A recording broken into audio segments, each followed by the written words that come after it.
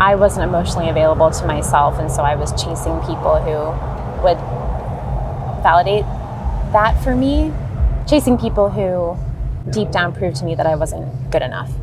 You're going after people who are almost unattainable to prove That it's I'm self-sabotage. not worthy. You have this thought that you are not worthy. Yeah. Why do you want to keep proving that to yourself? Right. Why? That sounds like suicide or something like that. Yeah. Sometimes, like, when you're used to being in pain, that's more comfortable than attaining happiness. Because once you attain happiness, then it's even scarier to think that you might lose it.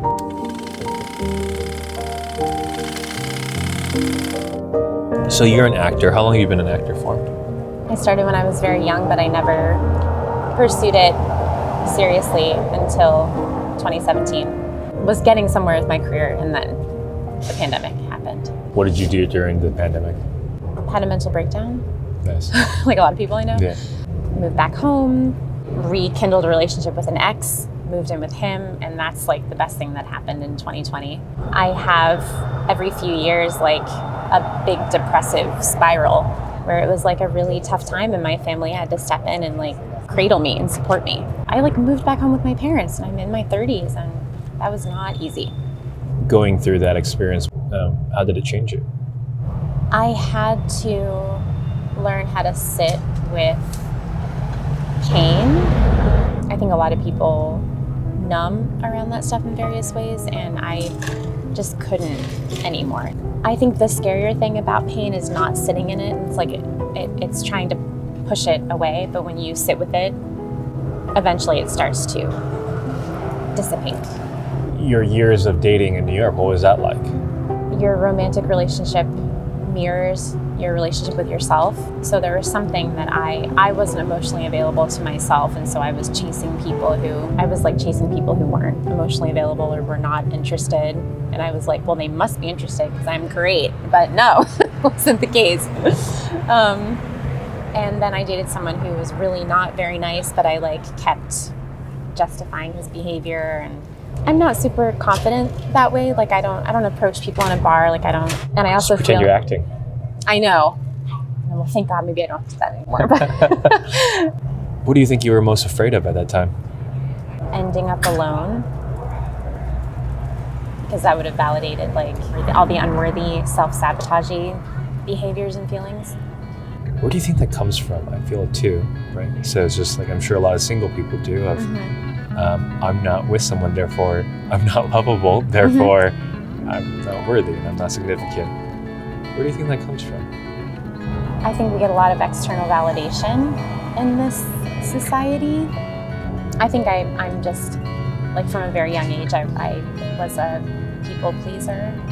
It was always about what other people said about me that made me feel like I was decent. And what happened in the beginning of the pandemic, it's like, oh, now I'm alone and I don't have anyone to reflect how I'm doing back to me. How were you able to move away from that? I'm like taking huge risks, and each time I take a big risk, I prove to myself that it's not the end of the world when I take big risks and step out of my comfort zone, but networking with people, taking classes, auditioning, and then I started producing my own stuff. All that stuff built up my own sense of who I am and my self-confidence. Living in the city is not easy either. And doing that on my own without a relationship, I think I just grew. What gives you the most joy now? My partner. Yeah. This is the ex that you moved back in with? Yeah. We were together for 2 years, and then I moved to the city and we couldn't do long distance. And I do think I needed to like find my path as an actor. And he had a lot of growth on his own. And now I'm showing this other side of myself that maybe I kind of showed to him before, but now it's very much who I am, and I'm much happier, creatively fulfilled. I think I can give more to the relationship. And then also I learned like, oh, there are like really simple, beautiful things that make me really happy.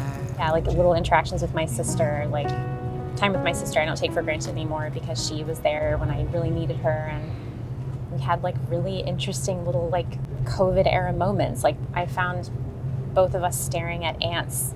We just both were like wow, ants are fascinating. And like, that wouldn't have happened if, we were on our phones or it was like the usual busyness of You're life. totally sober?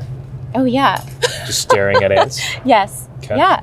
The reason I ask so many questions is I feel like I've gone through something similar as well. I think the pandemic, especially like, for single people, for people who I was unemployed for a large part of it as well. And, that just strips you of all sorts of validation and strips you of all those kind of things. And that forces you to let a lot of things go and try new things, like start a YouTube channel or, start a Shakespeare thing. So, well, thanks so much for your time. You're welcome. What's your YouTube channel? Yeah, let me add you on Instagram. Oh, great. Wow, I'm excited. Whichever way. You can go this way. This way? Oh, you can. Is this your neighbor? Yes. Hey, Mark. Yeah. Are you next? I keep trying to get him, but he never sits down.